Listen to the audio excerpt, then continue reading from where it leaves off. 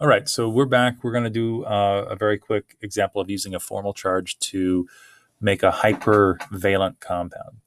And so a great one to start with is sulfur dioxide, SO2. So just like with all the other Lewis dot structures, first you start with the free atom Lewis dots and their relevant valence electrons. And with sulfur, we have 6 electrons.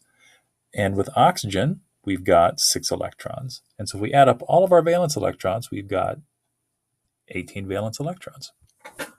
Now we have to pick a central atom. And we're going to go with sulfur as the central atom. And now we'll start guessing as to our connectivities.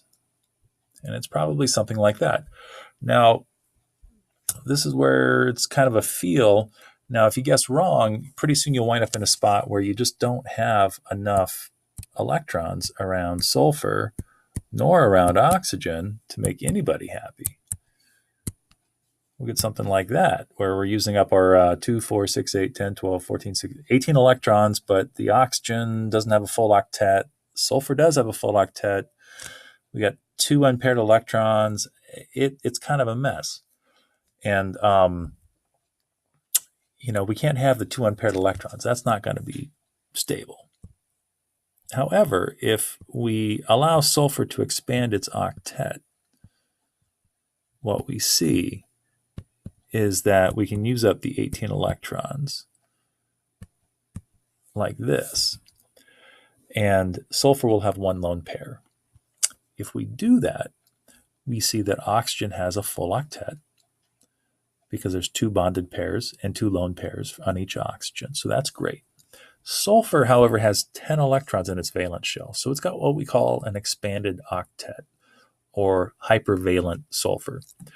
That's very common when your period is greater than 2. So if a period 3, 4, 5, or 6 element, you can expand the octet. In order to do that, though, the formal charges have to work out. And so let's take a quick look at the formal charges to see if we're minimizing formal charges to do this. Okay, so what we see is that this oxygen owns 6 electrons, which is the same number as you would expect for the free atom of oxygen. And so we'd say that the formal charge for oxygen is 0 plus, and for this oxygen, same story. Sulfur has 6 electrons. Look at that. Now, if we go with the 6 electrons, what we see is that the sulfur, the free atom of sulfur has 6 electrons. This bonded sulfur has 6 electrons. The formal charge is 0 plus. And for oxygen, 0 plus. 0 plus. Okay. So you can expand the octet around a period 3, 4, or 5 element like sulfur, provided that it helps you to make the formal charges better. Okay. And better formal charges approach 0. So this structure right here is a good structure.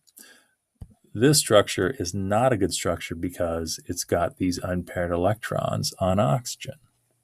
All right.